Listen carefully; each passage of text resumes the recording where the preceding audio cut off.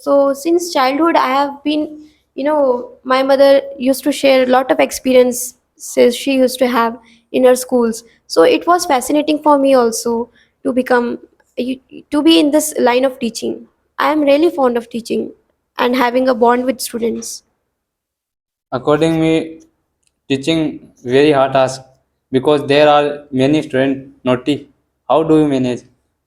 Actually, by God's grace, I have got good sections of students. God knows why, but as of now, I have not come across with those mischievous students. But if you say how to deal with those students, I make them sit downside and I pressurize them, by scolding them that you have to complete your work on time. If the teacher becomes strict and we, stop them then and there, then they don't have that much guts to, exceed the limit.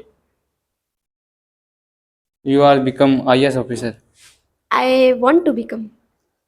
Suppose you, if you are a IPS officer, this district, how will you manage this district? First of all, there is 99% chances that I will not become IAS of this district because they always transfer in another districts.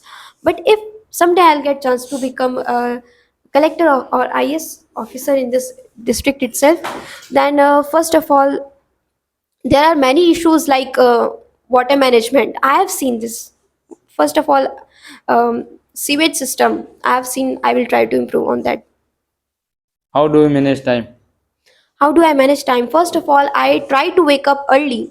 I think if you try to wake up early and if you try to, uh, if you focus on the thing that how you start your day, then your whole day is on the track. And if you, gets leisure and become lazy in the morning itself, then I think that whole track is get disturbed. So I try to wake up early and try to become productive in the very initial hours of my day. How do you handle pressure?